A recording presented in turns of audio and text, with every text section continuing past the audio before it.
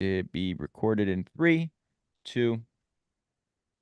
Welcome to another episode of Million Dollar Stories, where we get to interview authors from all over the world. If you're an entrepreneur out there, I think this podcast episode is going to be perfect for you. See, when you grow a company, it might start with you, but the whole goal is to increase your sales force, right? That's how you get freedom. That's how you grow. That's how you serve many clients.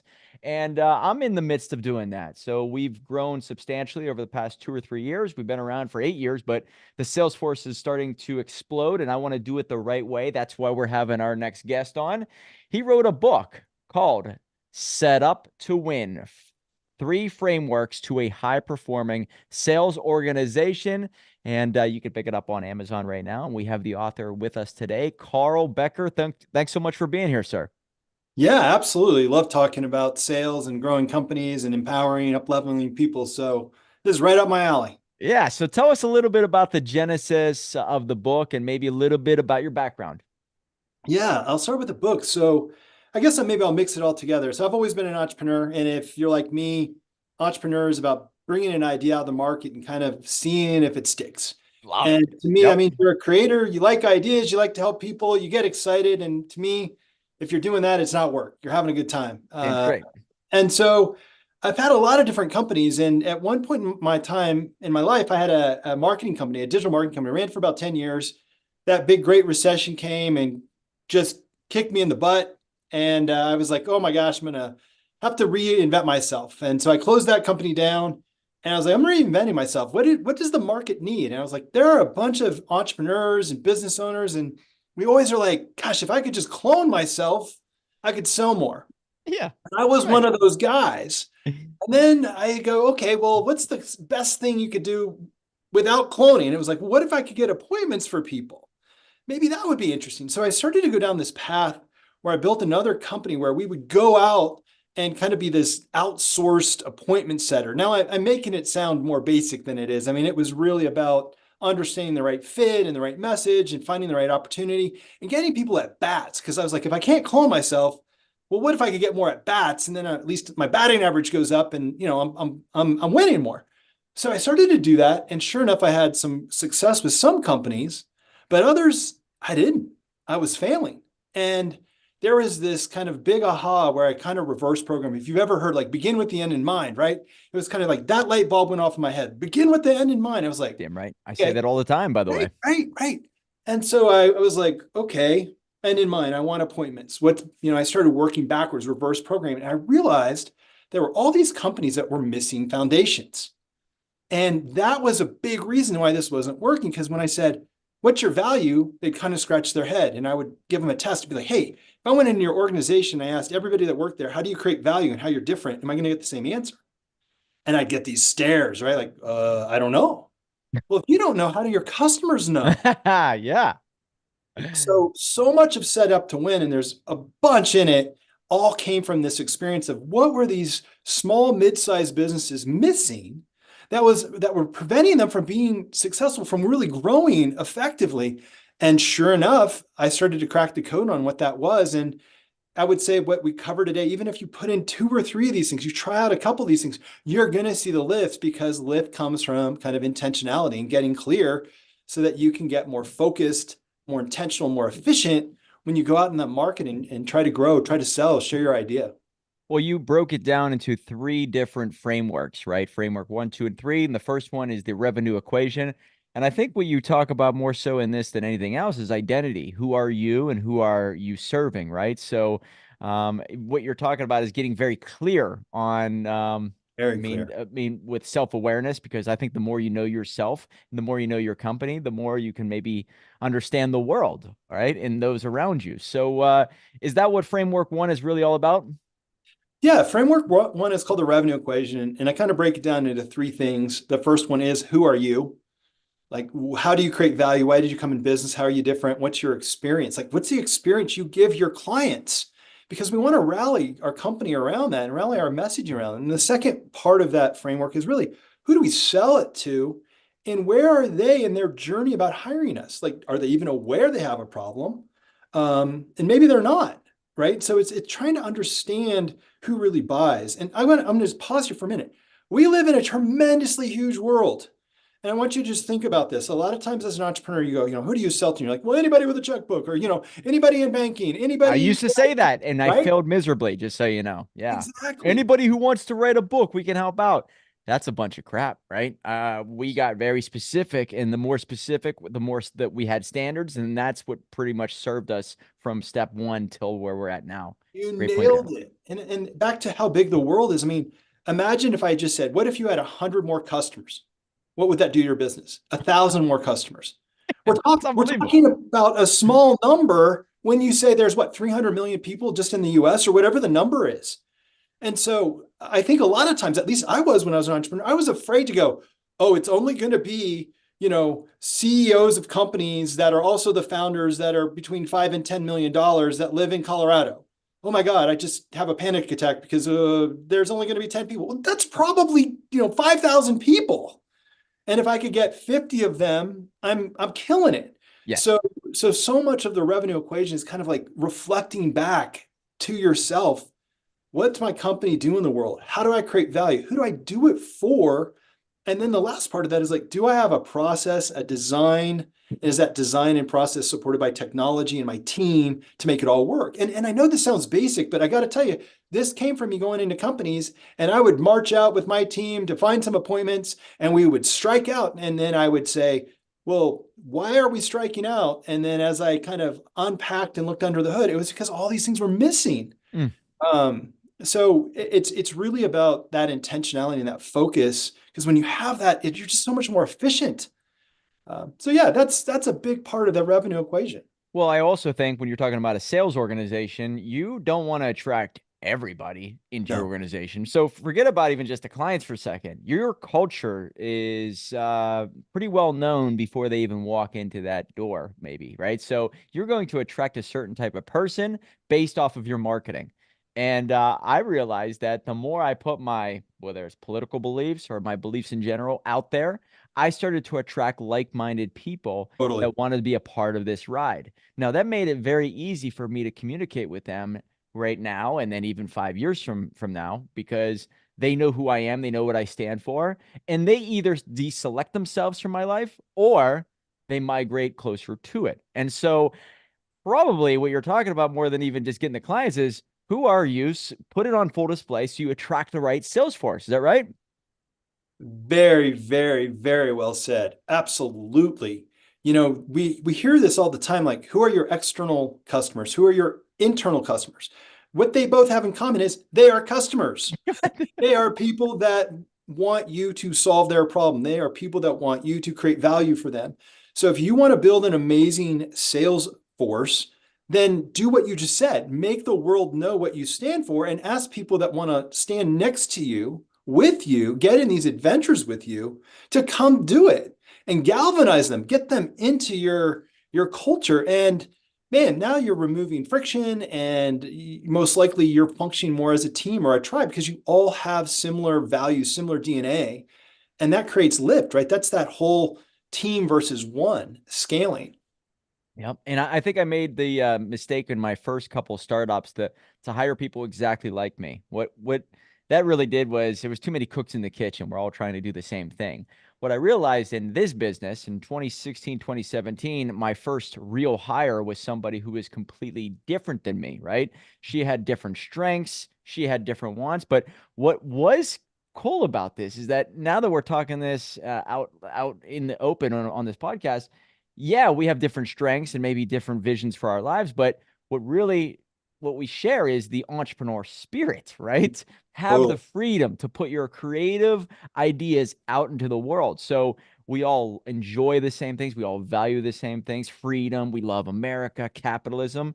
But she was very different. Her personality, she's not out there, she's not very outspoken like me, but my God, if you kind of go through the surface and get down to the basics, what do you stand for? What do you really value? That's what we're talking about, right? So strengths and weaknesses, and you can do all the tests out there, the personality tests, but that's important. However, the core values must be there, and it must be unbreakable, I guess. I'm right there with you. And I think so much with sales, and sales management and being an entrepreneur is about leadership. It's about leadership and communication and getting people enrolled or a belief, whatever the word you want to say, in your mission, in your cause, what you're doing in the world. And it's really hard if everybody doesn't want to go to the same destination. And like, imagine a road trip and there's 6 different people. Where do you want to go? And they all tell you different places. You're not going anywhere. Damn straight. And so, and customers know that too, right? Like if they see your website and your social and your podcasts and all this, and they're like, yeah, then that sales cycle, that sales funnel is going to be a lot more frictionless. You're going to move people through it because there's less discovery that they need to come through. There's less roadblocks or friction points. And it's the same when you build a team, same when you get people to go all in the same direction. It's all these things around sales and communication leadership. They all have the same thing going on. Yeah. Do I want to go there? Do I believe you can get me there? And do I want to be part of it? It's pretty much the core kind of ingredients. Let's move to framework number 2, the individual performance. And maybe this is something that I've really started to focus on more than anything else over the past maybe 18 months, having sales individuals being tracked with close rate and you know, maybe different slumps, you know, and it's fascinating to kind of review and see maybe there are trends to certain people. But framework number 2, what is this all about? You know, this was one of these like accidental discoveries. So as I evolved my company, I came in to become a fractional sales leader in companies, more and more and more. And I've got teammates that do the same thing. So now we're in this seat of not only like trying to figure out how to generate revenue, but we also were in that seat with the revenue equation of like, how do we build the foundations? And once we started to solve all of that, what showed up was the human, that teammate. And I got to tell you, nobody in sales goes into sales because they want to lose. Nobody goes, I went into sales because I don't want to bet on myself. Like, that's not possible, right? We're all in sales because we want to be independent. We want to bet on ourselves. You know, we're taking chances on us and the team we're part of, right? And so if we start to look at our salespeople as cogs or just doing the same thing every day, we're going to miss out because every human's different. But we're the same in sales in the facts that we want to bring ourselves, we want to build relationships, we want to be successful, we want to win, we want to make money, we want to create change. Like I could go on and on and on and on. So I started to meet with these sales teams as I would come to these companies.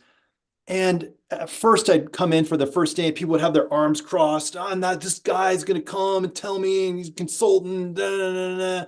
And then what they realized was I was there to help understand them. And as I understood them, I could give them the tools and support to up-level them, to make them better. Just like a coach, like if you were a quarterback and they hire you, it's not because they think you're a shitty quarterback. They're hiring you because they think you're a great quarterback and they want to make you exceptional, right? That's what we're talking about. So in the world of this individual planner, I kind of had this idea, who better to tell me what somebody wants and what they're playing for than the person themselves? Yeah. Right? It was like another like basic aha moment. So the whole concept of this individual planner is, hey, can we start to build trust and a real relationship with our sales team and ask them things like, where do you want to be in a year? Where do you want to be in 5 years? How can I help you get you there? Hey, by the way, where do you spend all your time during the week? And are there places that I don't see this because I'm managing 20 people and all of a sudden I can find 2 or 3 or 4 hours back in your week because I don't need you in this one meeting that for some reason it's a carryover on your calendar? Or like, what other training do you want? How do you want to get involved? Do you want to get involved in a local association that does what we do and have a board seat? That would kill it with business development. So the whole idea with this individual planner is to start to build trust with your sales team and have them tell you what they need to be successful so that then you as their manager can do it. And you can team up. And I'm telling you, I've seen crazy breakthroughs with this. And again, I scratch my head and go, this is basic stuff. But I think we hold the bat too hard. We think things too complex. You know, build a relationship with your sales team, learn how they can win, and then help them win. So this planner that you put in place, how often do you have to visit it? And is it, you know, I mean, I'm sure there are things you've caught that are pretty surprising, but you know, whether it's, hey, I just want more family time. I want more freedom. I want to be able to, you know, I don't know, create generational wealth. I don't know if you've seen stuff like that, but there are probably things that mean so much to these people, and that is just Fridays off, or you don't have to do certain things throughout the day, and being in control of their schedule, right? They'll work 8 hours. It just has to be on their 8 hours, right? So like, what have you Totally. noticed, and how often do you have to Yeah. look at this, review it, and maybe go over it with them? Yeah. So I tell you, you find the coolest things. Um, I was using some version of this with a VP of business development, and his compensation was tied to the team and the team success. And I kept asking him, like, what do you play for? What do you play for? And he's like, recognition, recognition. I was like, what does that mean? And he's like, Carl, I want to be the best in the field. And if I'm out talking to our industry as a thought leader, then that's that. I'm a thought leader. And I was like, well, do you do that? And he's like, that's not in my job role. And I kind of was like, you're the VP of this company. You could make it your job role. What's standing in your way? And he's like, I don't know. I guess I've never thought about it. I was like, well, why don't you? Somebody didn't give him permission, is what you're saying. Exactly. That's it. Exactly. Or he didn't realize he could at least try. So that's, there's a hint there with leadership's leadership. So I just said, look, what would you do if this was an employee? And he's like, well, I'd invite them to tell me what their plan is. I was like, well, guess what we're going to do? You're going to say the same thing. And the next leadership meeting, you're going to go, hey, I have an idea. I want to get involved as a speaker. I want to go out and talk. And you don't need to pay me anymore. As long as you pay my expenses and you let me fly around and do 6 of these a year, I'm good. And they're like, so you're going to go talk to our customers 6 times a year from a stage as a thought leader? Yeah. Where do I write this check? So these things show up like that. Another one is this woman, this was before COVID. She drove about an hour and a half to 2 hours every day back and forth. And she was like a young grandma. And she was like, I want to see my grandkids, but I don't get time home in time. I was like, well, why don't you work from home 1 day a week? And she's like, well, if I did that, I would get that time back with my grandkids. I was like, this is easy. Like we can solve this. So you do, if you create a space that's safe and people can trust you as the sales leader or the owner, and you do what you say you're going to do, or if you can't do it, you tell them then, you don't string them along. You're just real with these people, Yes. then you're going to get real results. And so to answer your question on frequency, I think about once a quarter, but I actually flip it around and I ask the salesperson to update it. I go, we're gonna lock this down 4 meetings. This is the agenda, and you're coming with this update and you're presenting it to me, right? Because as salespeople, as sales leaders, we're so slammed that ultimately this is your planner, this is your instruction manual. You need to own it. I need to empower you to build it, inspire you to do it, and then hold the space to really listen and ask questions. And then my job is to make it happen. So let's just say an individual comes across a period where maybe they lack a little bit of confidence, or maybe there's just a couple bad appointments and it does do something to them psychologically. When do you get involved? I struggle with that because as an individual who has been in sales for many years, I just need to find my routine. I need to get back into it. And I think I focus on personal development, but I mean, a lot. I focus on personal development quite a bit. So I think that's the answer. I want them to kind of find their rhythm. And maybe if they come to me for help, I'll be able to interject. However, I'm very, I guess you could say, a little bit worried that maybe there are times that I'll try to jump in and then take the reins and Yeah. be there every time maybe a flat tire happens, if you will. So how often do you get involved? If you start to see things, do you start to bring it up? Hey, is there anything you need from me? Can I help out in any which way? Is there anything I can do for you? What do you say about those type of situations? Man, that is a great question because it has people's inner game, both as the leader and as the salesperson, and it brings forward all the head trash we have growing up. Did I have a wrestling coach that yelled at me too much, so I don't want to coach? Yep. Did my parents micromanage me and I didn't get to go to the college I wanted because that's what they wanted? Like we all have these triggers in us, both as leaders and as people that are, like being managed, if you will, or being coached. So some of the things I would share with you is it's about creating spaces where you are fully present. It's no different than a sales call. So if you're a sales manager and let's say you have 20 people, that's going to be really hard to have like 20 individual meetings, right? Yeah. But you could have, a meeting with 3 people every month, or you could take them out to lunch, or like you could start to like reorientate that. Or you could kind of create peer systems, right? You could put your senior sales guy with a young sales guy. and ask them to go, hey, I'm buying lunch once a month, and make sure that the senior guy knows that he's there as a coach, right? There's things we can do that create these kind of partnership collaboration moments. Another is like internal peer groups that maybe you're running with all your senior guys and all your junior guys. But the point is, you got to have that intentional space to listen and learn and be present. Turn your phone off, turn Slack off, and let that person know that they are super important to you. And when you do that, it becomes less about how you're going to coach them, because you're going to get into conversation. And so if somebody kind of keeps falling off the horse, it might be buddy up. It might be a real serious conversation. But at least if you are doing this in a routine, it's you can get preventive, you can get ahead of it. But to kind of answer your kind of pointed question, I think you got to figure that most of your salespeople, they want to be better, and you got to put them in places where they can win, like any other professional team. Sometimes you got to put them on the field of play, even though they don't want to, because they need the time. Yeah. And that's part of it. If you think my team can only win, you're making a mistake. They're going to lose too. You just want to win more than you're losing. Yeah, I think the hardest thing for me as an entrepreneur early on was patience, right? Yeah. Letting people fail on their own, knowing, right? It might hurt in the beginning, but it's going to make them stronger and way more self-reliant in the future. So that was the hardest part, especially whenever we first started. We didn't have a lot of money. So every day Yeah. was do or die, which means if there's a mistake, oh shit, we're about to go down. I need to get involved and handle all this. But as time goes on, you become more mature. You let people fail on their own. And therefore, I think they respect anybody who says, hey, go out there and try it, see what happens. There's an individual on my team who's just joined up with us, very young guy, but he's going to be doing Facebook ads. And he's starting to take the reins with us. And he's just like, all right, can I do this? Can I do this? And I'm like, you know what? The old me, the bad Mike would have said, no, not until you're trained, not until you're ready. But I saw this gumption in him that I don't want to penalize. Hey, you know what? Go for it. Let's see what happens here, right?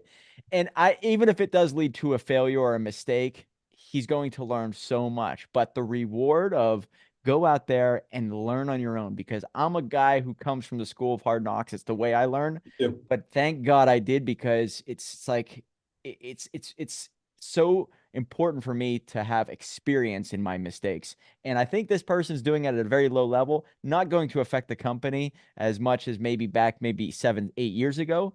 So I let people do that. And I think hopefully it pays off. Do you have any advice for someone like me who says, you know what, if there's someone who wants to take the reins and try some things out, never penalize, because that will start to decrease their want to ever Totally. raise their hand ever again.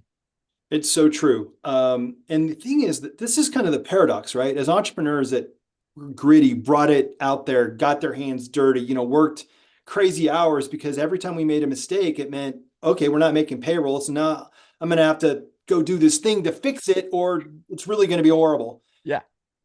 Yet we don't create that similar environment for our teammates, our employees. So it's kind of like we're removing the life lesson cycling that we're in from our team and expecting them to do perfect work. Where if we look back at ourselves 5, 10 years ago, we wouldn't have done that to ourselves. So I think it's a lot of all these things. It's a lot about, hey, do you really want to scale? Do you really want this bigger than yourself? Then you're going to have to relax into it. And there's going to be some things that make you uncomfortable. But again, it's getting in agreement with your team. Like, these are adults, functioning human beings. They're not robots. And, sometimes it's just having that real conversation. Hey, man, I'm going to let you do this, but I got to tell you, if you lose $500 to $2,000, it's going to give me heartburn. I'm going to be a little upset, but I'm going to live with it. If this is a $5,000 or $10,000 mistake, I can't handle that. So let's kind of get in conversation about what's real for me and what's real for you, and then get in agreement for sure. Yeah, one thing that I struggled with too as an employee many years ago is I would never take accountability for things. It was always someone else's fault, right? And what happened was I would always try to blame someone else. Oh, it was because of that person, this person, and I never want that in this company. So, hey, you messed up. No worries. Think like an entrepreneur. That's our philosophy in this company. You can fix it. You know what? Even if the client didn't cancel the appointment or didn't cancel the appointment, and no matter what, take ownership of it, because if you take ownership, you can fix it. And I want you to take that accountability characteristic, because as time goes on and clients see you do that, you are going to gain their respect. And Uh, that is going to make your life so much easier. So even if you're on the sales force and something happens, and it truly is the client's fault, take ownership of it, because that means you are going to fix it. And so therefore, hey, I'm sorry about that. The communication was a little bit off. That's my bad. But when I see my team do that, oh my God, does it put a smile on my face? So that's another thing I'm sure that you probably have taught to other people in the past. Is that right? Just take ownership of Absolutely. every failure, or even mistake, little stumble. I have another book just came out the last 6 months called Iceberg Selling, and it's all for salespeople. It's super fun, super fast read, and the whole idea is you got to look below the surface and see what's really going on. And the more you see, the more effective you can be. But a big part of this book talks about a drivership mindset. And I think the biggest question I ask every salesperson is, are you a passenger in your life or a driver? Oh, Boom. So I want drivers on my team. End of story. it's great. Yeah. Because if you're a driver, right, you can fix things. You can take Exactly. people to the promised land. If you're a passenger, everything is out of your control, and people sense that in your body language, your tonality, in your decision making. It's awesome. So, framework number 3, though, I want to touch on this, the revenue planner. What's this about? Yeah, it's fascinating being able to cycle and learn quickly by going into a bunch of companies. I start to see patterns, regardless of industry. Like they're just there. And one of the biggest patterns is this thirst. It's almost like this Pavlovian response. If you think about that dog experiment, right, where they bring the food or they ring the bell and the dog thinks there's food, and eventually they ring the bell and there's no food, and the dog still like thinks there's food, right? And the thing with that is we all find that we want to grow by new leads. What's our next customer? Where's our next customer? Where's our next customer? Where's our next lead? And I got to tell you right now, if you have a business, you have a ton of trapped money with your current customers and your current database and your current CRM. You've got gold in there, but Oh, you keep great stepping piece of over it, advice. right? You keep stepping over it to find the next new person. Yes. And so the revenue equation, I'm sorry, this revenue planner concept is, hang on a minute. Let's try to figure out which activities, which tactics generate the most ROI. And then let's try to do more of those instead of this sporadic approach of, oh, we're going to go to trade shows. We're going to do social. Oh, we're going to do Instagram now. I'm going to do a YouTube shorts, and then I'm going to retarget people. I'm going to, I'm It's like, wait a minute. Let's start with what's closest to the revenue. That's why I usually look at the funnel from the bottom up, what's closest right now, and then go up higher and higher and higher and higher. And what you're probably going to find is somewhere near the bottom to the bottom third of your funnel, there's a bunch of trapped revenue. And these could even be customers that are already buying one thing, but not another. And so the whole discipline here is, let's take a minute. Imagine if you even just took half a day, just half a day, you brought your sales team in and said, I want you to think about everything you do and come back to the best of your ability with what creates the most value for the company and what are you best at. And then gave them another hour to say, I want you to go through all your leads, your Outlook, your Gmail, whatever it is, and find 5 or 10 people that you think we can reactivate right now. I would say by the end of the day, you're probably going to have this amazing list of activities you could go after to generate more sales, all for the cost of an afternoon. So this whole concept with a revenue planner is, can we get clearer, even if we're a really small business, of like attribution? What activities, what groups of people create the biggest bang for the buck that leverages up the most, and start to train our team, our marketing team, our sales team to think that way, so they're not just running amok, and letting chance prevail. It's that intentionality of creating like additional possibilities. And that's what that whole chapter is about, is like discovering or rediscovering that. Man, there are so many stats out there that show that the individual who has already given you some resources, some time, some money, is way more likely to give you more, right? Because it's hard to get people to open their wallets for even $5. But if they've given you $5, they're more likely to give you 10 or 20, simply because maybe you gave them some type of piece of value, or you made their life better, and therefore they're more likely to do business with you or share your name. So yeah, what you brought up a very good point before. Quit looking for millions of people. Look for 300 people who are raving tribe members, right? They could share your name. They're raving fans that just nonstop are all about what your message is all about. So that to me is huge. And then when I started to analyze how we could find this group of people and serve them, right? I think it's the inch wide and a mile deep. You do that, you become an expert in your field. You attract a certain type of people, and then as time goes on, you widen it out with new services, new products, and serve them at a higher level, ultimately growing your team in the process. And I would assume many people struggle with that because that does require new systems, new processes, and many people sometimes don't have the vision for that. It might be the hardest part. Yeah. I mean, you said it so beautifully. That was really great. And I also think it's kind of like what got us here as entrepreneurs won't get us where we want to go, right? What got us here won't get us where we want to go. And what got us here was adaptive, right? We adapted. Think about the business you probably started and the business you have now. It's probably not the same business, right? So we have this habit of, as creators, and even salespeople do, because salespeople are creators. We're creating solutions that we kind of, you can call it shiny object, squirrel, whatever. But the point is, at some point in our careers as salespeople, as careers of sales leaders, as entrepreneurs, as people running companies, we've got to get disciplined and focused. Like it's kind of like you've done proof of concept, people are buying this new thing, stop finding other things to sell. Sell more of the thing that everyone's buying, get laser focused to your point, go like really deep and just own it, become a master of it. Um, and the cool thing there is all of a sudden sales and growth become easier because the people you're working with already want to work with you. There's so much less work of convincing or kind of explaining because you're the guy, you're the company that does this thing. And so by definition, that's people are coming to you for that specialty thing. So in iceberg selling, I'm just looking at it right now, and we could probably have you back on, talk more about this one specifically. But when it comes to being a salesperson, I think that you need to boost maybe your communication skills, right? You need to increase your authority. You have to be more of a teacher rather than maybe an order taker. Those are some things that I recommend to our sales force that, hey, if you really want to establish maybe relationship capital, you just can't go in and just keep pitching. You give ideas, you listen first, right? It's all about asking questions more so than pitching.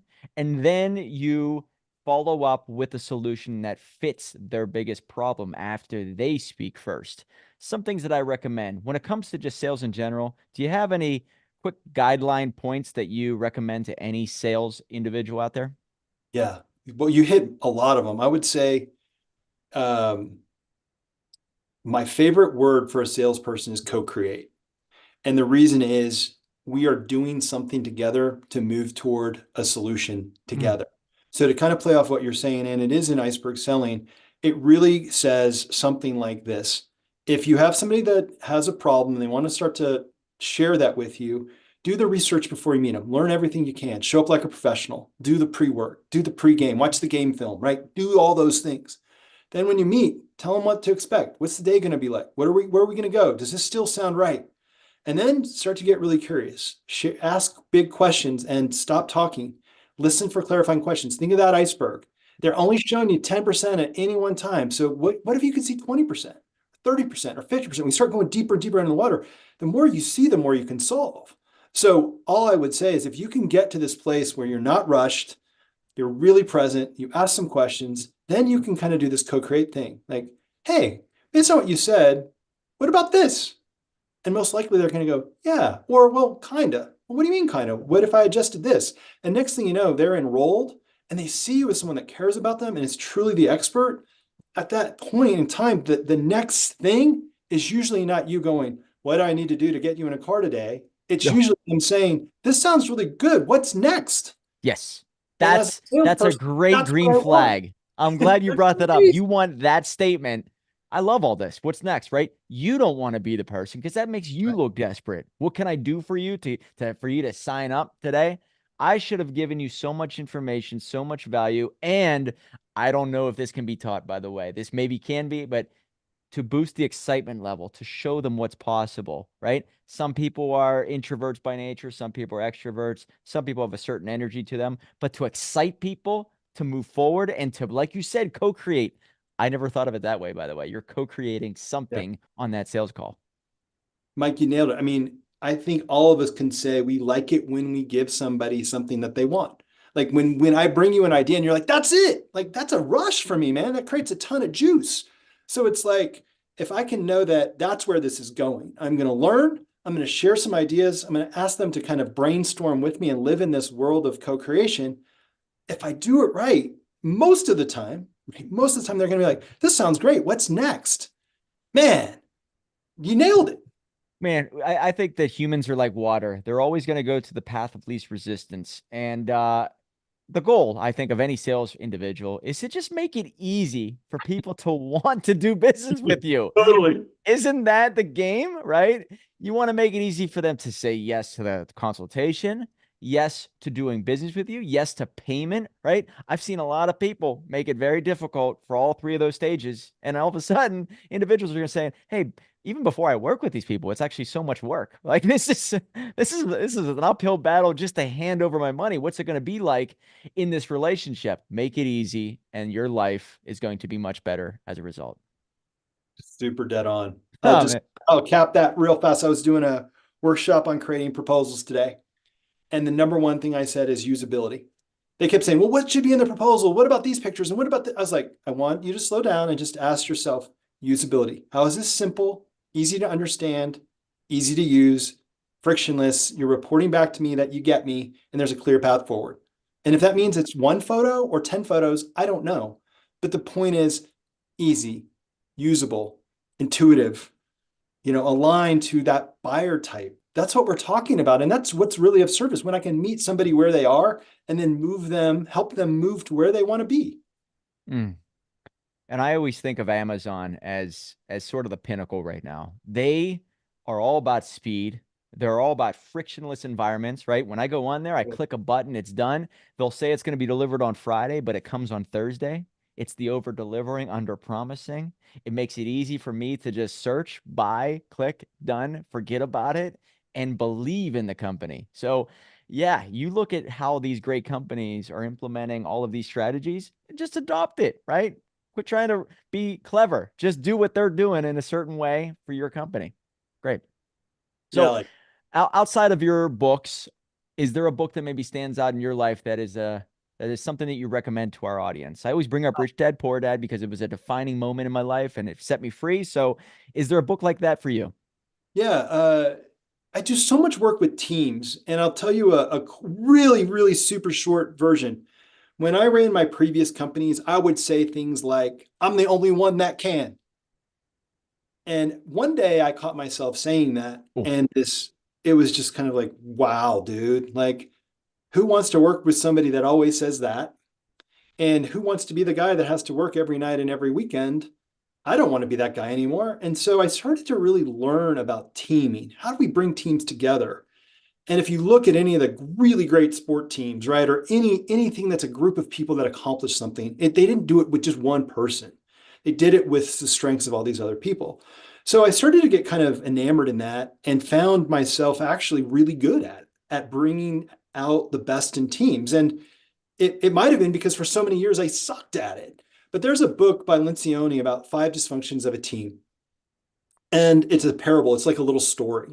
It's a great audiobook. If you're on a plane, you can get done with it if it's a 2 or 3 hour flight and you're listening to it like at 1.5 or something like that. But it talks about, really smart people working together, not creating optimal outcomes. And then this person comes in and starts to help them understand how to work together, and it changes everything. And so if you're that guy that's like, I'm always the one that has to, I would say, start to play around with how other people have cracked teaming. And that's a good book to just kind of go, oh, that's a different perspective and get you on your journey. yeah. I think the moment you take this idea in your brain, if you say, hey, I'm the only one that can do this, and you make it tangible by saying it out loud into the universe, it's like reinforcing it and it's never going to end. You'll never be able to break that cycle, right? So the moment you start to say, what can I do differently, or how can I change it so it's not relying on me, you start to become a problem solver. So just by saying something out loud reinforces it. And it seems to be like a never ending cycle. And you cut yourself, it sounds like, with that. I agree with what you said, by the way, too. And I did. Luckily, I did. And it was in front of a peer group with about 8 or 10 other people that were entrepreneurs. And when I caught myself, they all looked at me and they cared deeply about me. And they kind of were like, "You finally got it. Like like we've been telling you this for years, and you just didn't want to hear us, but you finally heard yourself." Oh. So you have a website. I want people to check this out. Is it improvingsalesperformance.com? I believe that's the domain. Is that right? That is correct. Yeah. Improving sales performance. So Yeah. what happens if they go there? What will they find out? Yeah, there's a ton of resources. So a lot of the worksheets and workbooks that we talked about in the book Set Up to Win are there. They're just put in your email and you'll grab it. There's webinars on there. There's links to my 3 different books. You can also email me if you just want a PDF of it, like a digital copy. Fill out the form. Say, "Hey, I heard you on Million Dollar Book Club," and like I'll send you the PDF. So there's a lot of really good resources there, as well as like what me and my team do when we come in and build sales organizations as fractional sales leaders, or running workshops, or speaking at keynotes, stuff like that. Nice. And so the average company that comes to you, is there a certain size that you work with? Is it everybody? Is it an entrepreneur looking to start a company that they have maybe 1 or 2 people, or is it depending on maybe 20, 30? Who is the perfect person for you? You're testing me in the whole, like, who's your ideal customer? Yeah, maybe that's right. Anybody that wants to. Subconsciously, I'm really testing you. That's true. Yeah. Really, at the end of the day, I would say about 80 to 90% of the people we work with are entrepreneur, founder-led companies where that person's responsible for the sales organization. And they're like, "This is not my highest and best use. I don't have a lot of domain expertise here, and I'm looking for some support," or my team is looking for some support. So usually it's a B2B company, 5 to 25 million, usually 2 to about 10 salespeople, a sales leader that might be one of the owners, or they're kind of new. Like it could be like somebody's son and he's never been a sales leader. And so we're trying to really help that like up level the sales org, up level the sales leader, up level the sales team. But that's most of the time. I mean, we definitely do conferences and workshops for like departments within bigger companies. But at the end of the day, mostly who we work with and who are great fits are these entrepreneurial-led, owner-led organizations that are looking to up level their sales org. Well, I'm looking at your release dates of your books. It looks like it's almost like every year you're putting out a book. So you're falling in line with what I'm preaching. I think everybody, they change, they develop, they learn new skills, and therefore they're completing the hero's journey by giving back with a book. And it seems like you have 3 books, about a year apart. Is that what it is? That's about right. About a year and a half. Yeah. Yeah, perfect. You Guys, found what I learned to do during COVID. Yeah. Many people reinvented themselves and realized they weren't living life to their fullest potential in 2020. I think it was such a blessing in disguise for people to kind of figure out their life going forward. It's awesome. Thank you for asking and sharing that, by the way. So, guys, check out his books, Set Up to Win, 3 Frameworks to a High-Performing Sales Organization, or the new one that just came out. I think you said it's the Iceberg Effect. Is that right? Wait, let me selling. Iceberg Selling. Iceberg Selling. There it is. And become a better salesperson. Let me pull up. Become a better salesperson by looking below the surface. Carl Becker, it's been an honor to talk with you. And the website, guys, improvingsalesperformance.com. I think it's the one, right? Got it. Improvingsalesperformance.com. All right. So he's easy to find, and it's resonating on Amazon. Many reviews, all 5 stars, looking really good. So Carl Becker, thanks so much, dude. Really appreciate it. Super fun. Remember, guys, $1 Million Book will lead to $1 million life.